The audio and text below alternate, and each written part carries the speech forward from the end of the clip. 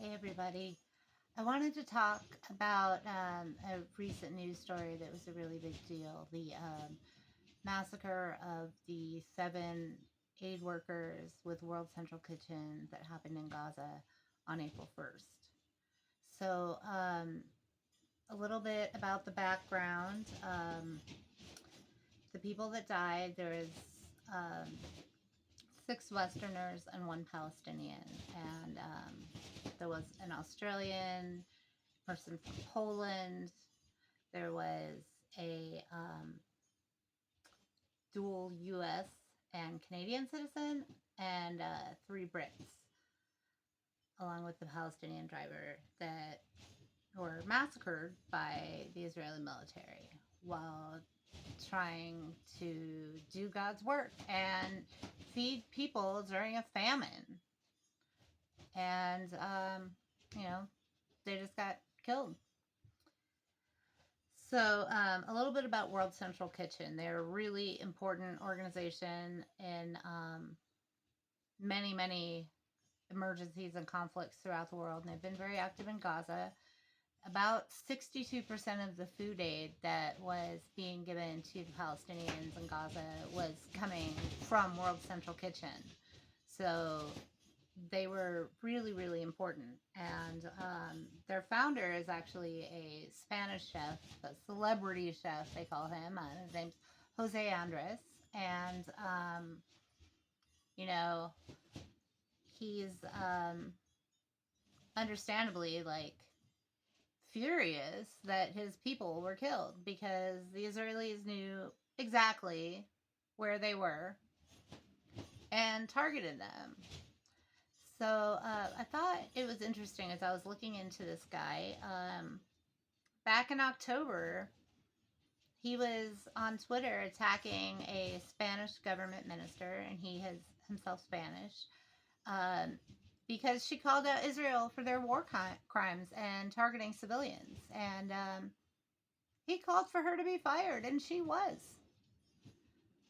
So, I think like a lot of other people, this guy kind of like, really thought the best of Israel. And as time has gone on, a lot of people's eyes have been opened the hard way, and certainly his were. So, anyway, the headlines say that they were killed in an airstrike, but really, they were killed in 3 separate airstrikes. They were traveling in what's called a deconflicted zone along an approved route that the Israeli military was tracking every passenger in the car's cell phone in real time. They knew exactly who they were, what they were doing. They were doing exactly what they were supposed to be doing, and they got murdered for their trouble. So, what we have a little bit of more information on the strike itself, which came from Haaretz, which is a daily paper in Israel.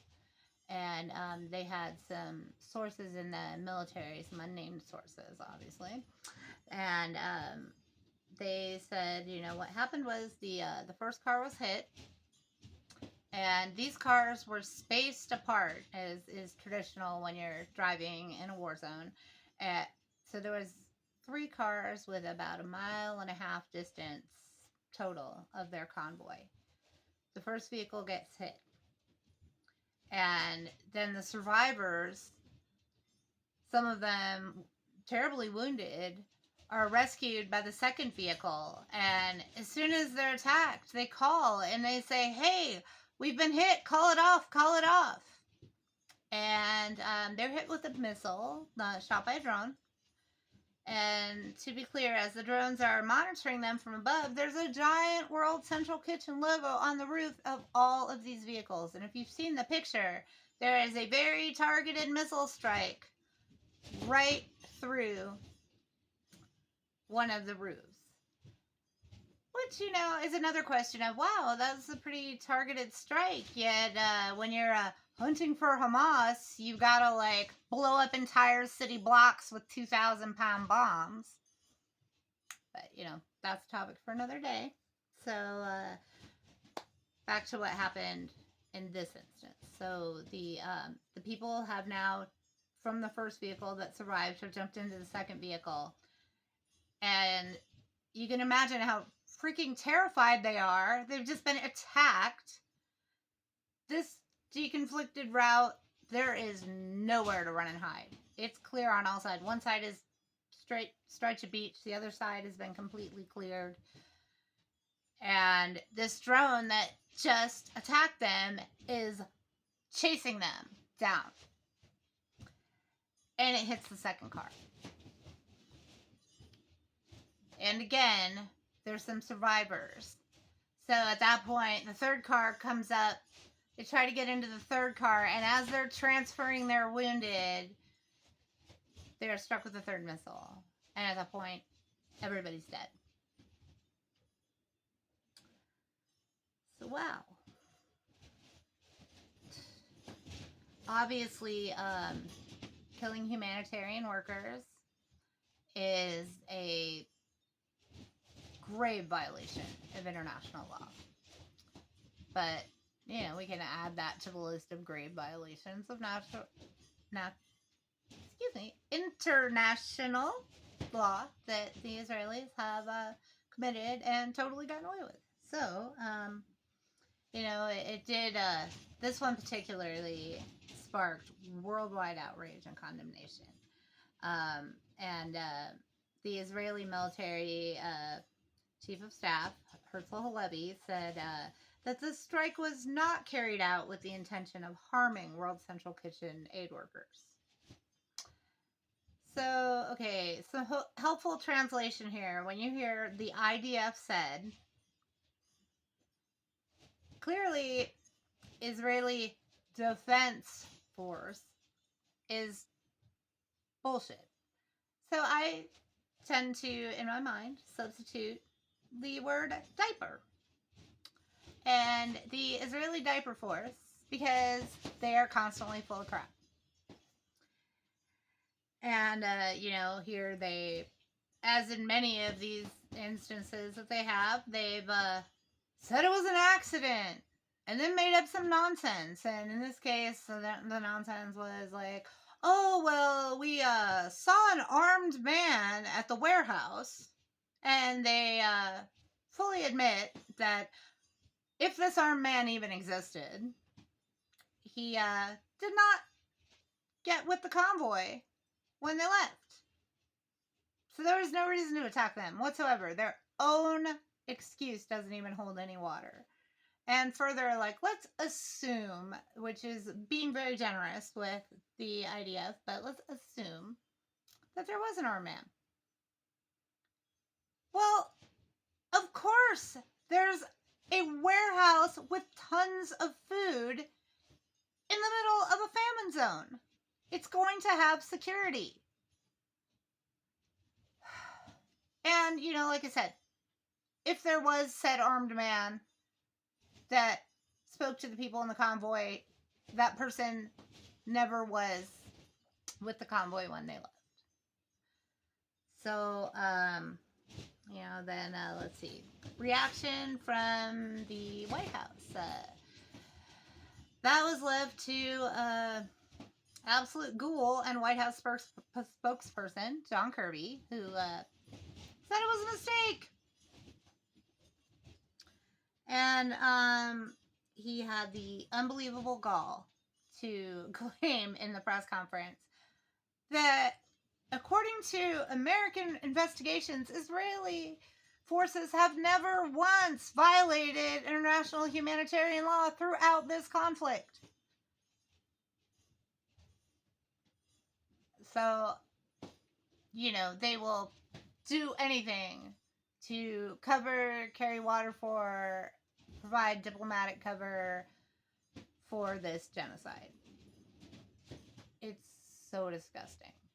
I mean, I had no illusions that the American government was running around the world being the good guys. But I did think there was some bottom to it. And apparently there's not. We are fully on board with the genocide. And, Genocide Joe himself made a statement, and he said that he was outraged and heartbroken. But the same day that this happened, a massive transfer of arms went, and more money went to Israel. So, you know, he can finger wag all he wants. As long as he keeps sending them the bombs, nothing's going to change. I don't know. They think we're freaking blind, that we're stupid. It's so frustrating. And I have never in my life been so freaking mortified to be an American as I am watching my country do this. It's disgusting, and I'm beyond frustrated and heartbroken. And I guess I just needed to vent, which is why I am making a video. And I don't know. Anyway, so let me continue here. You know, there was massive backlash to this one. But, you know, why would the Israelis do something like this?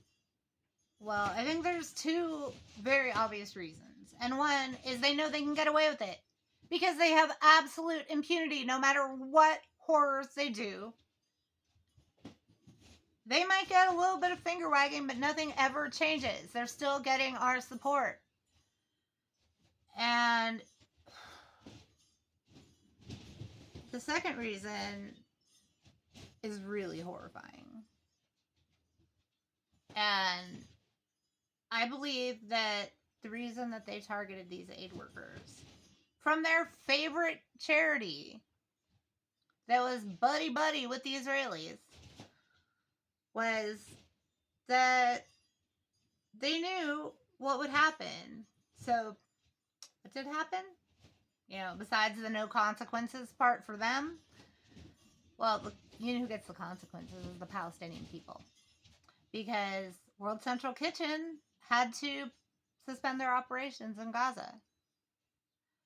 And following on that, there was another ship that was headed with, I think, 250 tons of aid, turned around. And following that, ANERA, which is the second largest aid organization serving Palestine, they also suspended their operations. So